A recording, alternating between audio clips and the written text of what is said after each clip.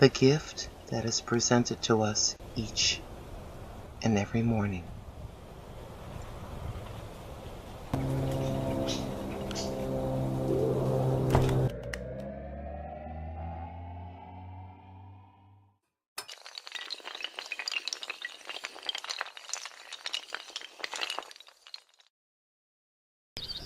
How you doing? First of all, the blouse is one of those connected type of things, right? And my mother-in-law gave me that, and also the skirt. And the feet, well, they came from up above. Those are my feet shoes. going full throttle country today. Let's go in here for a second. Let me take you into this a throwback to 19. I don't know what year this little camper is. Probably, I don't know. Somebody tell me, what, the 60s or something? It's an oldie but a goodie. Though he doesn't have everything hooked up electrically, so we got extension cords and that kind of thing. But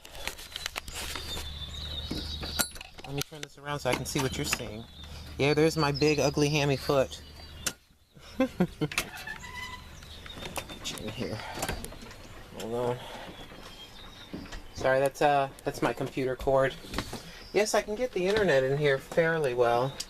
Hold on a second. I can get fairly good internet in here. Let's see if we can pull back this curtain a little bit. But yeah, there's a stove and refrigerator and stuff like that, but none of that stuff is plugged in right now. He can't do it. It's going to take a little time to get that complete, but the house is literally about 5 steps that away. So using both, and just checking in. And my son negotiated. He had 2 jobs. He was at job number 2. That is the job that's very physically demanding, one thing right after the other, rather quick paced. And so he called, that was job number 2. He called the folks from job number 1, and they were telling him how they thought he could be a manager. So he got into discussions with them about job number 2. How about giving me, instead of part-time, full-time, and let's talk about this. And he said to them, this is how much I'm earning at job number 2. And unbelievably, they matched that. And he is today at work for the next 3 days, working in the evening. We'll work different shifts, which is a good thing, training him on every single aspect of that store so that he could be full-time. Oh yeah. So job number 2 is no more, and job number 1 has more than made up the difference for him, and that's a good thing, you know. And I am being told that I am smiling because in about 3 weeks my grandchildren will be here. Yeah, but they'll only be a few minutes away, where all 4 of them, babies, mommy and daddy, my son, will be staying. So that is a wonderful thing. I continue with it. Attitude of gratitude. And someone was telling me, about 4 or 5 of you telling me, keep positive, and guess what? All just kind of wonderfully.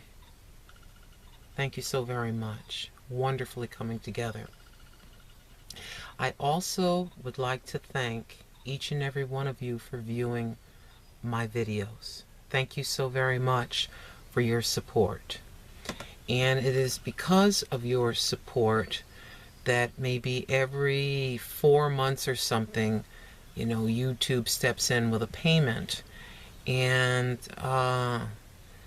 that has arrived and will be accessible in about 2 days. It's not a lot, but when you're slightly challenged, Any and everything is appreciated. It's all good. I'm telling you, it's all good. Thank you so very, very much for what each and every one of you have done. Moreover, and more importantly, thank you for your prayers.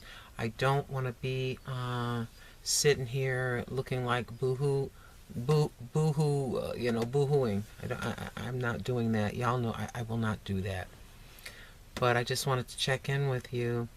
And I think it was Kelly that said, talking about going on live, that you can go to a specific website, and once you go ahead in and take care of what you need to acquire that, going on live is pretty quick. So hopefully I'll be able to do that sometime at the end of the week. It all depends. Depending on if they call me into work this week, I'll have to do it earlier in the day. But I am just so happy, and it's bothering me. I want to do, not that this is give me a director, Spike Lee, Steven Spielberg, and this here is neither one of them, their productions. This is old granny just vlogging and sharing and trying to encourage. Trying to encourage with each and every passing day. We're doing this, and we're keeping it positive. There's something else I wanted to say. I'm trying to remember where I was talking to somebody, talking to a friend of Steve's, a friend of Tim's. His name is Steve, and he has an elderly parent, a mother that is going through the early stages of dementia, and pretty soon a decision is going to have to be made. She gets to the place where she gets angry and lashes out, that kind of thing, but she cannot help that. It's because of her condition.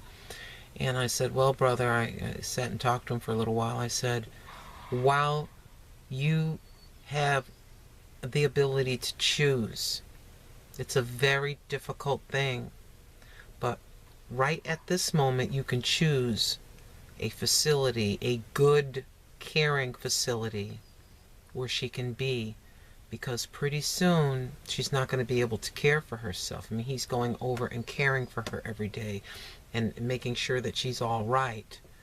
I said, but it's better now where you have control, where you can choose to consider doing something about this while you have control, because you don't want her to get into an episode where she kind of loses it and people are called, they determine there's a problem, and then they'll put her in a facility, and it may not be a facility to your liking, that kind of thing.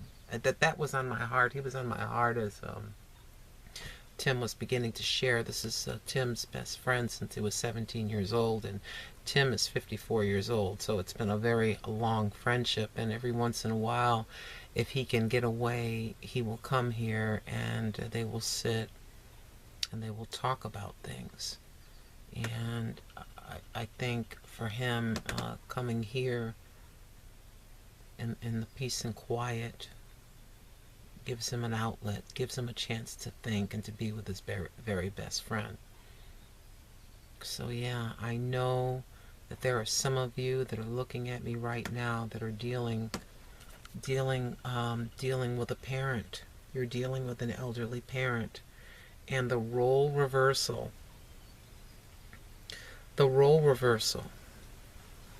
where if they can't take care of themselves, where you kind of become the parent, so to speak, and taking care of them. I mean, helping them to get dressed, making sure they get something to eat, making sure they're safe, looking around and making sure the environment around them is safe. And then comes the big decision, and no one likes it. The person themselves doesn't like it, and the adult children making this decision, you don't like being put in that place, but because you love them, you know something has to be done for their care and for their comfort. You know, those last golden years should be golden years of comfort. And they can be. They can be, if it's the correct place. You know, where my sister is. My sister is given medication twice a day. A nurse shows up, and there's literally a lockbox with her medication in it.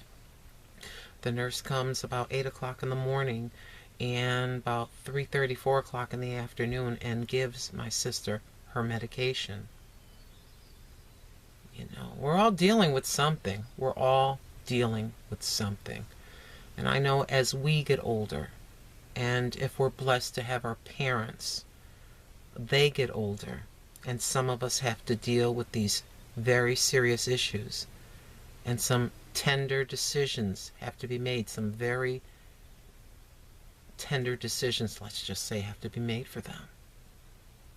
Oh yes, indeed.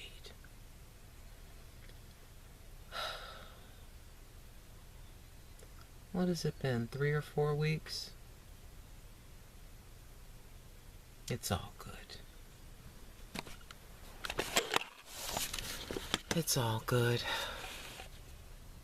I got out of the shower the other day and had the bright lights of that bathroom on me and got a good look. I think I've earned each and every one of these lines, but it's all good. I think I told you before where I stepped out of the shower and looked in the full-length mirror when I was in Carolina after stepping out of the shower and pulling the towel away. No makeup, wet hair, just me. And I said, I accept. I accept. And then take it from there. Love you so much. Thank you so much for stopping in. Thank you for what you have done for me in your prayers, in your generosity, and coming in to view old grandma every once in a while. Love you. I'll see you in the next one, my friends.